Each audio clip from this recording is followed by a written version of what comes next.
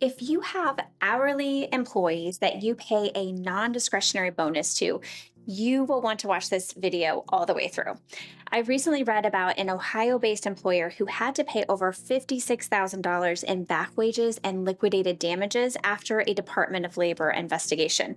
And this case highlights an important issue: how bonuses impact overtime pay for non exempt employees. So let me try to break it down for you as quickly as possible. First, let's talk about bonuses. There are two types: discretionary and non discretionary. A discretionary bonus is given out of the goodness of your hearts. It's not tied to employee or company performance at all. For example, you might decide to give employees a holiday bonus as a surprise.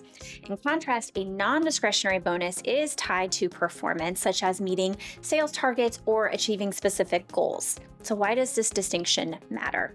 If a bonus is non discretionary and the non exempt or hourly employee works overtime, employers are required by federal law to include that bonus when calculating overtime pay. And here's why.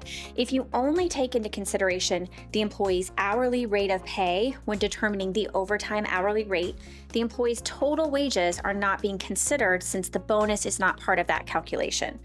It's kind of similar to the way we calculate an average weighted overtime. So when an employee has multiple rates of pay, you use a weighted average to determine the correct overtime rate. Similar concept.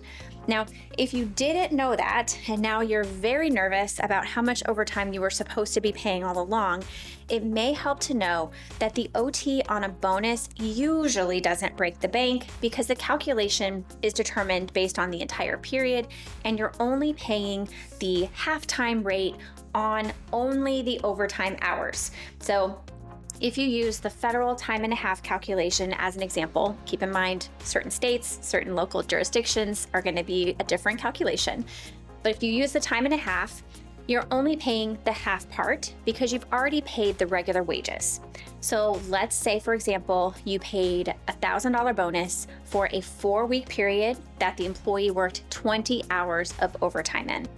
The calculation would be $1,000 divided by 180 hours, which is the 45 hours per week, divided by half for the overtime rate, and then multiplied by the 20 hours of overtime. So in this example, you're looking at an additional OT payment on that bonus of about $56. Another trick is you can adjust your bonus to account for the overtime if you don't want to pay more than $1,000 as an example.